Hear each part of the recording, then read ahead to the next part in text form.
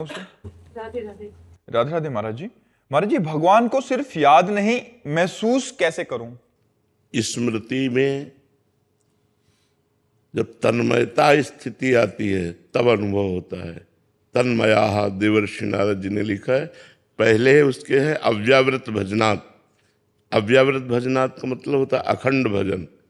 जब निरंतर भजन करोगे, हृदय पवित्र हो जाएगा तो महसूस नहीं, साक्षात आपको अनुभव होगा कि मेरे हृदय में भगवान प्रकाशित हो गए। वह प्रकट कृपाला दीन दयाला हृदय में प्रकाशित हो जाते हैं। जरूरी स्मृति है, जरूरी नाम जप है। भगवान का प्रकट होना जरूरी नहीं है। भगवान तो दुर्योधन के सामने भी प्रकट थे, क्या लाभ ले लिया? स्मृतिहीन भगवान का लाभ नहीं ले सकता। स्मृति युक्त आगे चलकर अपने आप अनुभव में आ जाएगा।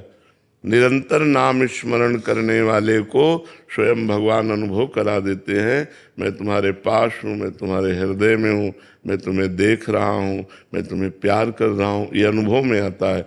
अगर ऐसा ना हो तो पूरा जीवन संत जन किसके सहारे व्यतीत करते हैं? तो खूब नाम जप करो। स्मृति, केवल स्मृति नहीं, स्मृति ही केवल। आप जैसे केवल स्मृति नहीं, मैं महसूस कैसे करूं? मुझे महसूस करने की जरूरत नहीं। मेरी जिह्वा में राधा चल रहा है, जो नाम वही उनका स्वरूप है।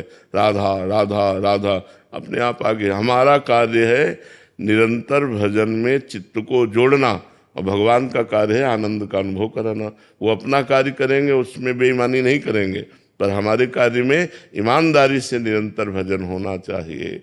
भजन खास वस्तु है, भगवान का मिलना खास वस्तु नहीं, क्योंकि भगवान तो बहुतों से मिले, लेकिन जिनके पास स्मृति है वो आनंद में मगन हो गए। देखो विदुरानी जी भगवान की स्मृति में लीन है, भगवान के चिंतन में डूबी हुई है।